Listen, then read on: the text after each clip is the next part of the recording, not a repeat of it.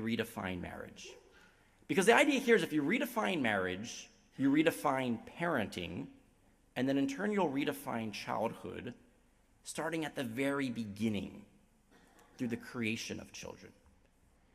And so actually to help illustrate this idea, I'm actually going to turn over the podium for a couple of minutes to someone whose life experience has kind of played this out in her own life, and to kind of give testimony to what this means for a child in these circumstances. So I just met her earlier today. I had heard about her through several members of your parliament when I was in Canberra on Monday and Tuesday. They kept saying this was a dynamic speaker. Talking with her really helped open my eyes to some of the consequences and some of the very real human beings that are impacted by these decisions. Sometimes we think it's all abstract ideas, very concrete, incarnational understanding of what's at stake. So I want to invite Millie up to the podium.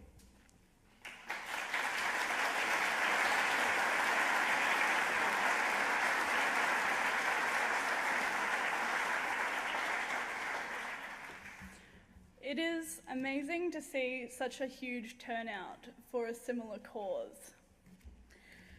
My name is Millie Fontana.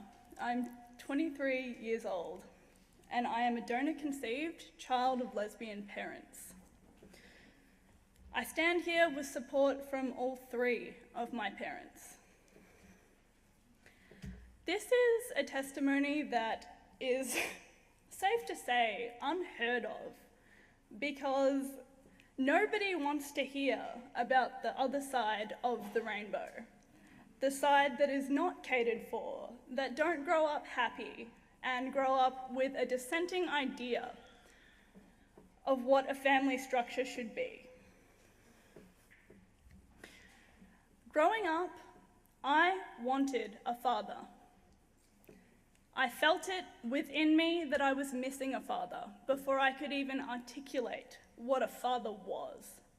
I knew that I loved both of my parents, but I could not place my finger on what it is I was missing inside myself.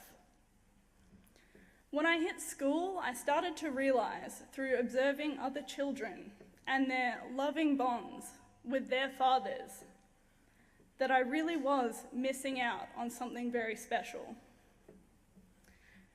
I was lied to throughout school. I was told I didn't have a father, or that perhaps they didn't know who he was. It was very difficult for me to affirm a stable identity because of this, and my behavioral and emotional stability suffered greatly because of it. I stand here before you, raised atheist with no religious affiliations. I stand with Christians because so far in this debate, Christians are the only people trying to reflect the issues that follow with children.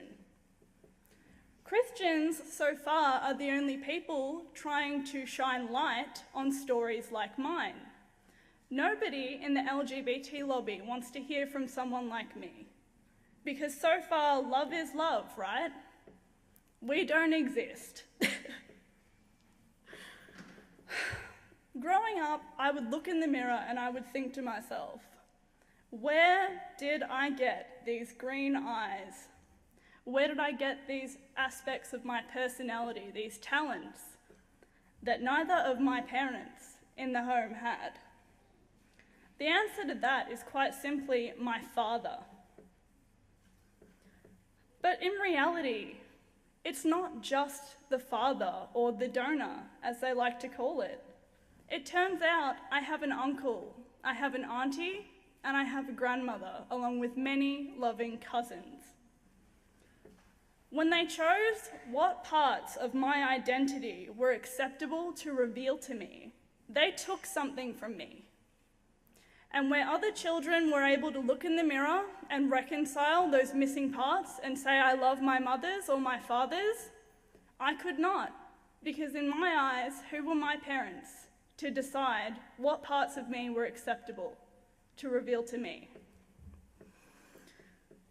Meeting my father at 11 years old was probably the only time I had been a stable child. I saw for the very first time who I was. I looked into his eyes and I thought, that is the missing part of me. Not because I'd fantasized about having a father, but because I could put a face to who I was, so I could look at somebody who was equally responsible for my existence. I could affirm my identity based on this man. And if I had not met my father, I would not be standing here with you today, because my emotional reaction to not having him in my life, even at such a young age, was devastating, and it caused me to regress in my development. I want to talk about real equality.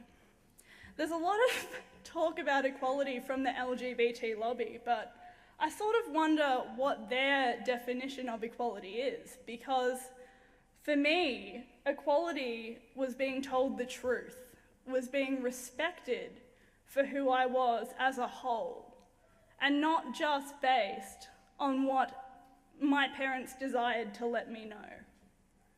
Equality was being able to look at both sides of my genetic family and understanding who I was.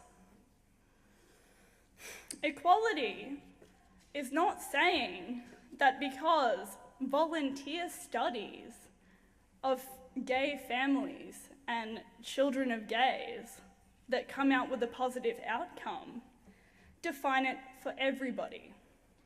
It's completely unrealistic. I heard this lie from the LGBT back in March, saying that children don't care who their family is and that men and women are interchangeable. I consider this in itself to be a form of gender discrimination. Men and women offer complementary roles in child rearing and should probably be respected equally.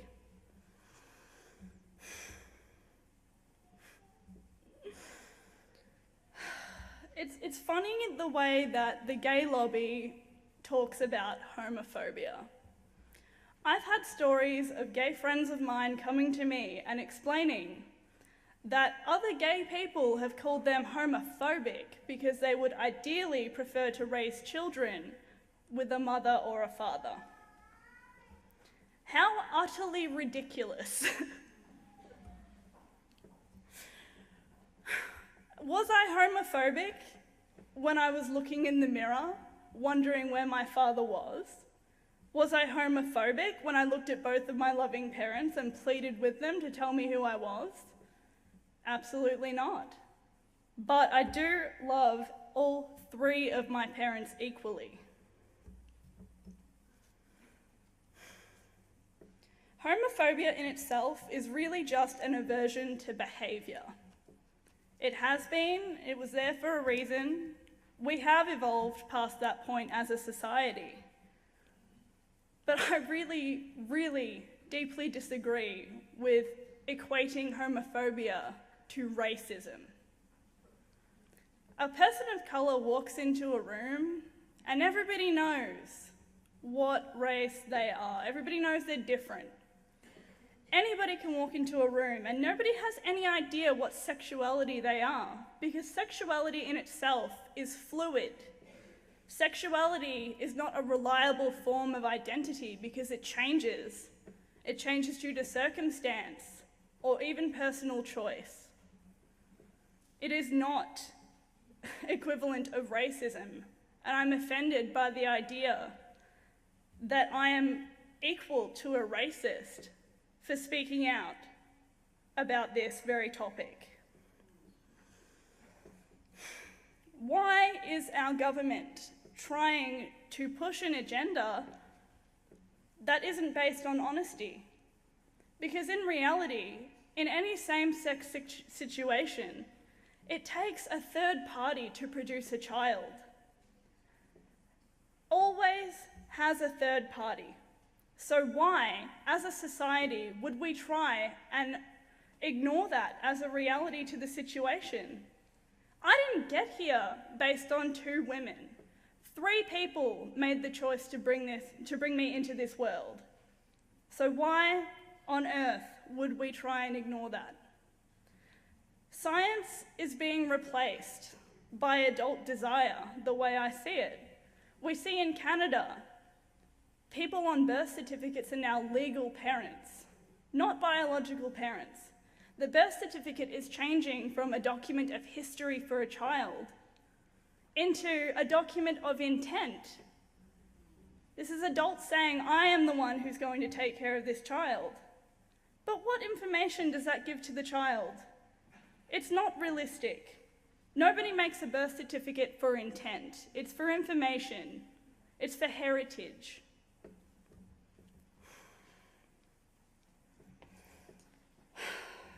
My mother pitched a question to me the other week. She said to me, Millie, what if my partner and I were able to be married? What if we had that stable household environment that everybody else has?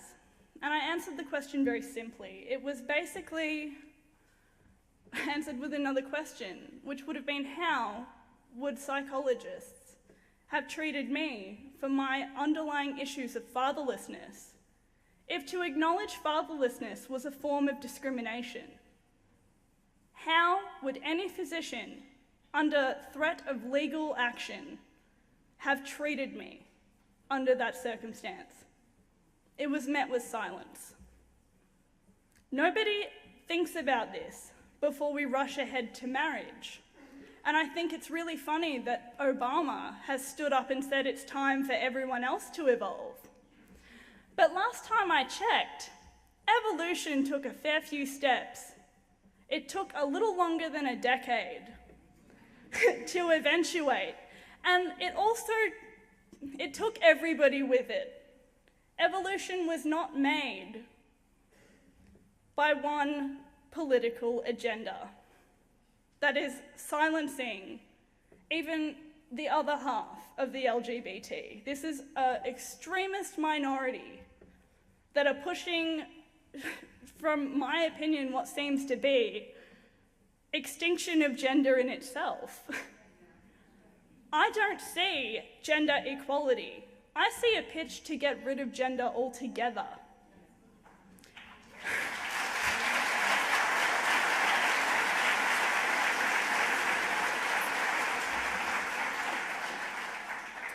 Until we as a society have a discussion that includes children like me who are not okay with parents deciding which parts are acceptable to reveal, until this discussion includes everybody who has been raised fatherless or motherless, until this discussion stops shaming children in my position for coming forward, we should not be pushing marriage through, because evolution takes steps.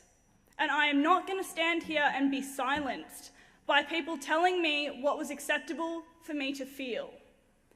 That I'm a bad person for wanting a father, that maybe I didn't love my mothers enough because I wanted a father. It's bull, and I won't support it. I thank you for coming here tonight.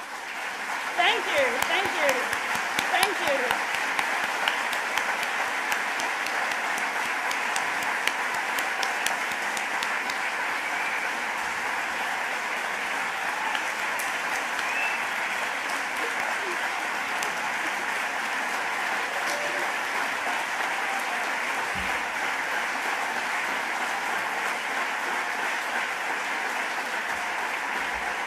Can I finish? Thank you so much for the standing ovation, but I just want to say that it's really great to see everybody here in support of the same cause, because everybody deserves a voice, and I won't stand here and let people shame Christians or anybody of faith, just based on faith, for standing up for children, because it's ridiculous.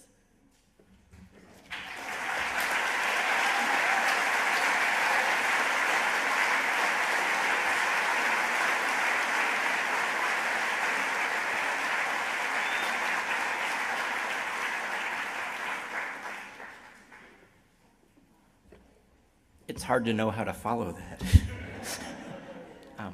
Thank you. That was amazing. And it takes great courage to share a story like that.